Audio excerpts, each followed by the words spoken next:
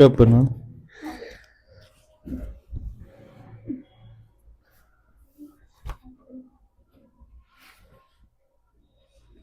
NCERT है class 12 polity. दो ध्रुवीयता का अंत।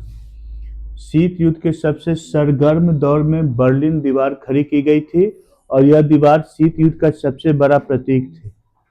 शीत युद्ध का सबसे बड़ा प्रतीक कौन? बर्लिन की दीवार। और 1989 में पूर्वी जर्मनी की आम जनता ने इस दीवार को गिरा दिया। इस दीवार को यानी बर्लिन की दीवार को कब गिरा दिया गया? 1989। 89। किसकी जनता? पूर्वी जर्मनी की जनता। इस नाटकीय घटना के बाद और भी नाटकीय तथा ऐतिहासिक घटनाक्रम सामने आया। इसकी परिणति मतलब रिजल्ट हुआ कि दूसरी दुनिया के पतन और शीत युद्ध की समाप्ति हुई। दूसरे विश्व युद्ध के बाद विभाजित हो चुके जर्मनी का अब एकीकरण हो गया था। सोवियत संघ के खेमे में शामिल पूर्वी यूरोप के 8 देशों ने एक एक करके जनता के प्रदर्शनों को देखकर अपने साम्यवादी शासन को बदल डाला। शीत युद्ध के अंत के समय सोवियत संघ को यह सब चुपचाप देखता रहना पड़ा। ऐसे किसी सैन्य मजबूरी से नहीं बल्कि आम जनता की सामूहिक कार्रवाई के दबाव के कारण हुआ। मतलब सोवियत संघ के आम जनता ही अलग होना चाहे। अंत में स्वयं सोवियत संघ का विघटन हो गया। इस अध्याय में हम दूसरी दुनिया के विघटन के आशय, कारण और परिणामों के बारे में चर्चा करेंगे। हम यह भी चर्चा करेंगे कि सोवियत शासन के पतन के बाद दुनिया के इस हिस्से में क्या हुआ और अब इस देशों से भारत के रिश्ते कैसे हैं। मतलब सोवियत संघ विघटन हो गया है तो उन देशों से रिश्ते भारत के कैसे हैं, अच्छे हैं या बुरे हैं। तो बर्लिन की दीवार पूंजीवादी दुनिया और साम्यवादी दुनिया के बीच विभाजन का प्रतीक था। मतलब बर्लिन की दीवार था तो पूंजीवादी दुनिया मतलब जिसको वो अमेरिका लोग सपोर्ट करता था, मतलब वहां पे पूंजीवादी मतलब प्राइवेट चीजें ज्यादा हो और साम्यवादी मतलब सरकारी चीजें ज्यादा, दोनों की विचारधारा था। सोवियत संघ की विचारधारा था साम्यवादी और अमेरिका इस सब की विचारधारा था पूंजीवादी। 1961 में बनी यह दीवार, बर्लिन की दीवार कब बनी थी? 1961। इसको गिरा कर दिया गया था 1989। ठीक है। यह दीवार पश्चिमी बर्लिन से पूर्वी बर्लिन से अलग करती थी। यह दीवार पश्चिमी बर्लिन को पूर्वी बर्लिन से अलग करती थी।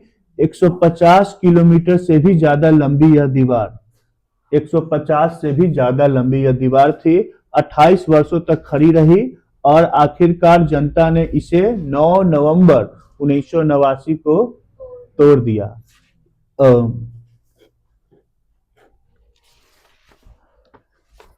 अब है कि सोवियत प्रणाली क्या थी। समाजवादी सोवियत गणराज्य जिसको यूएसएसआर कहते हैं। साम्यवादी सोवियत गणराज्य रूस में हुई 1917 की समाजवादी क्रांति के बाद अस्तित्व में आया। यह क्रांति पूंजीवादी व्यवस्था के विरोध में हुई थी और समाजवादी के आदर्शों और समता मूलक समाज की जरूरत से प्रेरित थी। यह मानव इतिहास में निजी संपत्ति की संस्था को समाप्त करने और समाज को समानता के सिद्धांत पर सचेत रूप से रचने की सबसे बड़ी कोशिश थी। ऐसा करने में सोवियत प्रणाली के निर्माताओं ने राज्य और पार्टी की संस्था को प्राथमिक महत्व दिया। सोवियत राजनीतिक प्रणाली की धुरी कम्युनिस्ट पार्टी थी। इसमें किसी अन्य राजनीतिक दल या विपक्ष के लिए जगह नहीं थी। अर्थव्यवस्था योजनाबद्ध और राज्य के नियंत्रण में थी। दूसरा विश्व युद्ध कब से कब तक हुआ? अभी तक 2 विश्व युद्ध हो चुका है। 1914 से 18 पहला विश्व युद्ध और 1939 से 45 दूसरा विश्व युद्ध। विश्व युद्ध होता है जिसमें बहुत बड़े बड़े हथियारों का प्रयोग किया जाता है, परमाणु बम, ये सब का। तो दूसरे विश्व युद्ध में अमेरिका जापान के 2 शहर है, हिरोशिमा और नागासाकी। 6 अगस्त 1945 को हिरोशिमा पर और अगले 9 अगस्त 1945 को नागासाकी पर बम गिरा है। इसका नतीजा यह है कि वहां अभी भी जो बाल बच्चे पैदा लेते हैं उनको कहीं ना कहीं उनको विकलांगता होती है। मतलब कोई विकलांग है, कोई आंख से डैमेज है, मतलब इस तरह का। उसका रेडिएशन बड़ा खराब होता है। दूसरे विश्व युद्ध के बाद पूर्वी यूरोप के देश सोवियत संघ के अंकुश में आ गए थे। दूसरे विश्व युद्ध के बाद पूर्वी यूरोप के देश सोवियत संघ के अंकुश में आ गए थे। सोवियत सेना ने इन्हें फांसीवादी ताकतों के चंगुल से मुक्त कराया था। इन सभी देशों की राजनीतिक और सामाजिक व्यवस्था को सोवियत संघ की समाजवादी प्रणाली की तर्ज पर ढाला गया। इन्हीं ही समाजवादी खेमे के देश या दूसरी दुनिया का देश कहा जाता है। इस खेमे के नेता समाजवादी सोवियत गणराज्य था। दूसरे विश्व युद्ध के बाद सोवियत संघ महाशक्ति के रूप में उभरा, मतलब काफी मजबूत। अमेरिका को छोड़ दें तो सोवियत संघ की अर्थव्यवस्था शेष विश्व की तुलना में कहीं ज्यादा थी। मतलब उसको ऊपर सिर्फ अमेरिका था, अब बाकी सब की अपेक्षा सबसे मजबूत सोवियत संघ ही था। मतलब यही दो देश में टकरे था, कौन कौन, अमेरिका और सोवियत संघ। सोवियत संघ की संचार प्रणाली बहुत उन्नत थी। संचार प्रणाली मतलब एक दूसरे से जोड़ना। उसके पास विशाल ऊर्जा संसाधन था, इसमें खनिज तेल, लोहा और इस्पात तथा मशीनरी उत्पाद शामिल थे। सोवियत संघ के दूर दराज के इलाके भी आवागमन की सुव्यवस्थित और विशाल प्रणाली के कारण आपस में जुड़े थे। सोवियत संघ का घरेलू उपभोक्ता उद्योग भी बहुत उन्नत था और पिन से लेकर कार तक सभी चीजों का उत्पादन वहां होता था। हालांकि सोवियत संघ के उपभोक्ता उद्योग में बनने वाली वस्तुएं गुणवत्ता के लिहाज से पश्चिमी देशों के स्तर की नहीं थे। मतलब ये दिक्कत था कि ठीक है सब चीज तो था सोवियत संघ के पास, लेकिन जो क्वालिटी था वो अमेरिका का बेहतर था, ठीक है। लेकिन सोवियत संघ की सरकार ने अपने सभी नागरिकों के लिए एक न्यूनतम जीवन स्तर सुनिश्चित कर दिया था। सरकार बुनियादी जरूरत की चीजें जैसे स्वास्थ्य सुविधा, शिक्षा, बच्चों की देखभाल तथा लोक कल्याण की अन्य चीजें रियायती दर पर मुहैया कराती थी। रियायती मतलब सस्ता, जो अफोर्ड कर सकते हैं लोग। बेरोजगारी नहीं थी, मतलब सभी को कुछ न कुछ रोजगार मिला हुआ था, भले कम पैसा मिले लेकिन रोजगार लगभग हर व्यक्ति को था। मिल्कियत का प्रमुख रूप से का राज्य का स्वामित्व था तथा भूमि और अन्य उत्पादक संपदाओं पर स्वामित्व होने के अलावा नियंत्रण भी राज्य का था। बहरहाल सोवियत प्रणाली पर नौकरशाही का शिकंजा कसता चला गया। यह प्रणाली सत्तावादी होती गई और नागरिकों का जीवन कठिन होता चला गया। लोकतंत्र और अभिव्यक्ति की आजादी नहीं होने के कारण लोग अपनी असहमति अक्सर चुटकुलों और कार्टूनों में व्यक्त करते थे। सोवियत संघ की अधिकांश संस्थाओं में सुधार की जरूरत थी। सोवियत संघ में एक दल यानी कम्युनिस्ट पार्टी का शासन था।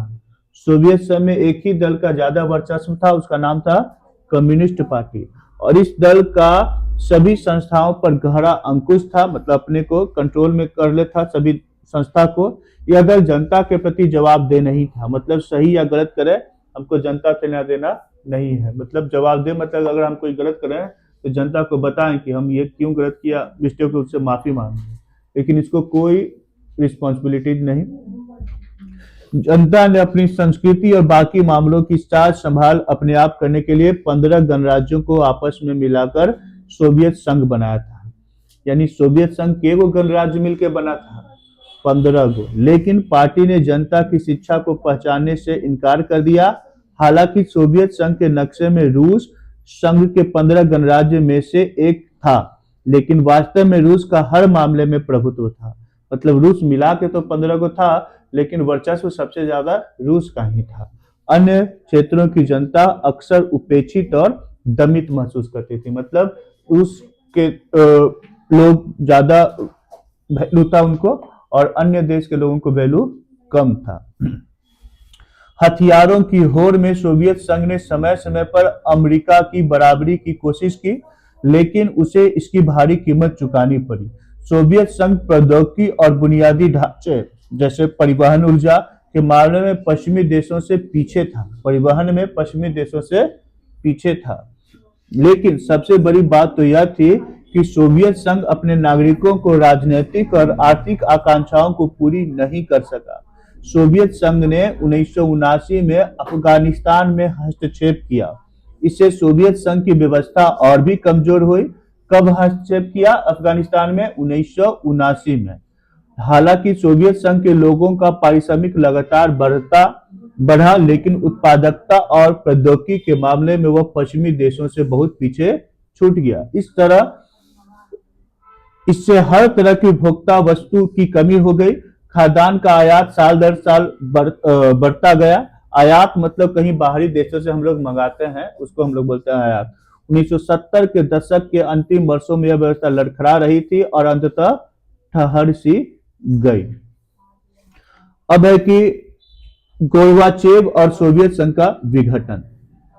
मिखाइल गोर्बाचोव ने इस व्यवस्था को सुधारना चाहा। वे 1980 के दशक के मध्य में सोवियत संघ की कम्युनिस्ट पार्टी के महासचिव बने। 1980 के दशक में कम्युनिस्ट पार्टी के महासचिव बने कौन? Gorbachev, Mikhail Gorbachev. पश्चिम के देशों में सूचना और प्रौद्योगिकी के क्षेत्र में क्रांति हो रही थी और सोवियत संघ को इसकी बराबरी में लाने के लिए सुधार जरूरी हो गए थे। गोर्बाचोव ने पश्चिम के देशों के साथ संबंधों को सामान्य बनाने, सोवियत संघ को लोकतांत्रिक रूप देने और वहां सुधार करने का फैसला किया। इस फैसले की कुछ ऐसी भी परिणतियां रही जिसका किसी को कोई अंदाजा नहीं था। पूर्वी यूरोप के देश सोवियत खेमे के हिस्से थे। इन देशों की जनता ने अपने सरकारों और सोवियत नियंत्रण का विरोध करना शुरू किया। गोर्बाचेव के शक रहते सोवियत संघ ने ऐसी गड़बड़ियों में उस तरह का हस्तक्षेप नहीं किया जैसा अतीत में होता था। पूर्वी यूरोप की साम्यवादी सरकार एक के बाद एक गिर गई। सोवियत संघ के बाहर हो रहे इन परिवर्तनों के साथ साथ अंदर भी संकट गहराता जा रहा था और इससे सोवियत संघ के विघटन की गति और तेज हुई। गोर्बाचेव ने देश के अंदर आर्थिक राजनीतिक सुधारों और लोकतंत्रीकरण की नीति चलाई।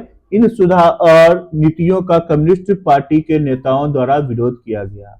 1991 में एक तख्ता पलट भी हुआ। कम्युनिस्ट पार्टी से जुड़े गर्मपंथी ने इसे बढ़ावा दिया था। तब तक जनता को स्वतंत्रता का स्वाद मिल चुका था और वे कम्युनिस्ट पार्टी के पुराने रंगत वाले शासन में नहीं जाना चाहते थे। येल्त्सिन ने इस तख्ता पलट के विरोध में महत्वपूर्ण भूमिका निभाई और वे नायक के रूप में उभरे। रूसी गणराज्य ने जहां बोरिस येल्त्सिन ने आम चुनाव जीता था, केंद्रीकृत नियंत्रण को मानने से इनकार कर दिया। सत्ता मास्को के गणराज्यों की तरफ खिसकने लगा। ऐसा खासकर सोवियत संघ के उन भागों में हुआ जो ज्यादा यूरोपीकृत थे और अपने को संप्रभु राज्य मानते थे। आश्चर्यजनक तौर पर मध्य एशियाई गणराज्यों ने अपने लिए स्वतंत्रता की मांग नहीं की। वे सोवियत संघ के साथ ही रहना चाहते थे। सन 1991 के दिसंबर में येल्त्सिन के नेतृत्व में सोवियत संघ के 3 बड़े गणराज्य रूस, यूक्रेन और बेलारूस ने सोवियत संघ की समाप्ति की घोषणा की कि हम संघ से अलग हो रहे हैं। कौन? 3 गो गणराज्य रूस, यूक्रेन और बेलारूस। नेतृत्व किए इसका येल्त्सिन। कम्युनिस्ट पार्टी प्रतिबंधित हो गई और परवर्ती सोवियत गणराज्यों ने पूंजीवाद तथा लोकतंत्र को अपना आधार बनाया। यहाँ तक जो पेन से टिक रहा है